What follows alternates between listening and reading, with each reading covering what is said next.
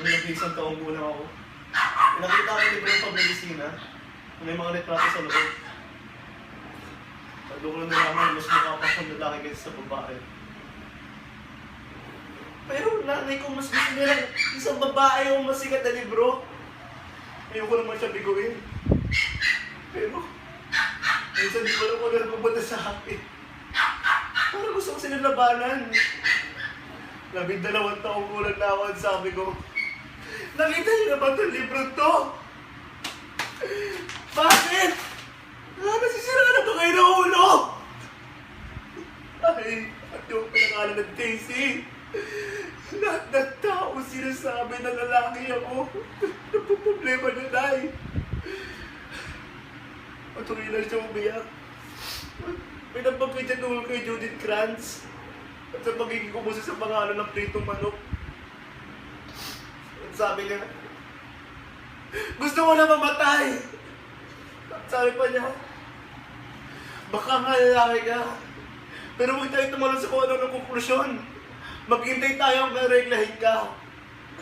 Tinanong ko kung ano yung ibig sabihin ng regla. Pila niya akong sinampal at sinapon niya bibig ko. Nagpatawad siya sa akin at niyakap na ako. Sabi niya masama daw siyang ina. Pumunta kami sa kusina. Tilalay niya ako sa lamesa. Pinuksan niya lahat ng kalan. At sabi niya magiging matagal to para sa aming dalawa. Dumating ang tatay ko. Pinatay niya lahat ng kalan. Tinanggal niya ako sa pagkatali ko. Tapos parang yumuko siya katabi ng ref. Parang may binabasa ng libro. Hindi naman niya binabasa kasi hindi naman nililipat yung mga bahay na eh. Wala naman nangyayari kaya maganda lang ako sa kwarto ko.